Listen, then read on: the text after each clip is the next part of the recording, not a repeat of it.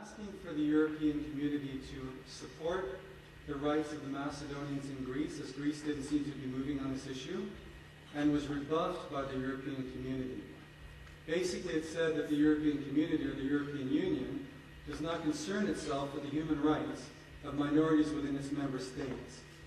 How do you interpret that kind of behavior? If you could paint a picture for me, please. It's a little more complicated than that. I mean, the answer of the European community, and a little more diplomatic, although the European community is supposed to be a union and not a relation, and not a system of foreign relations. The European community is still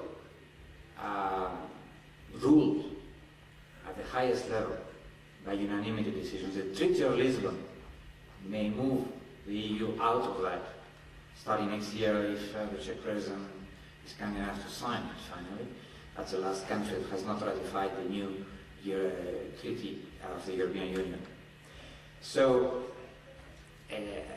Mr. Barroso practically said that it's not the competence to examine these things, because indeed in Europe we have the Council of Europe, and secondarily another organization, the OSCE, to deal with human rights.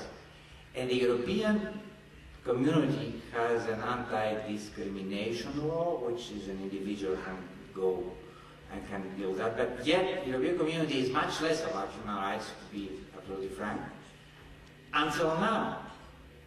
And you have to listen to read why the Czech president has been objecting to ratifying the treaty for the Czech Republic. It's very relevant to the Aegean Macedonians. He is afraid that the Charter of Human Rights of the European Community, which now is just a declaration, but it will become a legal instrument in the new treaty, that's what I'm talking about, laws and human rights, will allow the Sudeten Germans who fled Czechoslovakia after World War II, for similar reasons that the Macedonians and the Chants left Greece, may use it to reclaim their property and their rights in the Czech Republic, and he wants the Czech Republic to be able to opt out. He said how powerful new treaties are coming are for human rights, that he who is an opponent to the European Union and to human rights, the Czech president is notorious for that, does not want to consider that there may be rights for those who left the Czech Republic after World War II afraid for their lives and that of their kings. So Mr. Barroso basically was speaking about the Union before the new treaty, that they cannot do anything more. But I have to say that for the letters themselves, surprisingly, because you can expect from a country that is at odds with Greece to have more hostile style letters, they were phrased in a very objective, I would say, way about existing rights. And the answer from the Greek authorities was just there to remind Greece practices denial, if I can say about that. This will be overcome sooner or later, depending on how many people knock on Greece's door, as I said. And the European Court of Human Rights is not the European Community, it's not the European Union, it's the Council of Europe, it's a court. With the Treaty of Lisbon, the EU's court, it's complicated, there's another court in the European Union, will become competent. So we'll have many tools and many reports. We have to take them, advocate, and get better days ahead.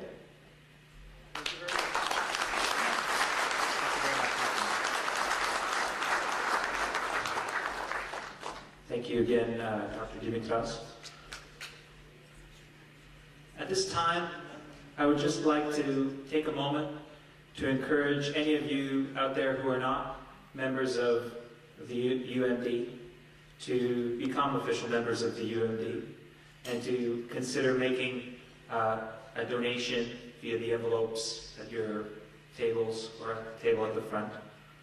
Your continued financial support is essential for UMD's success. With this, we conclude our program for this evening, and on behalf of everyone at UMD, please enjoy the rest of your evening.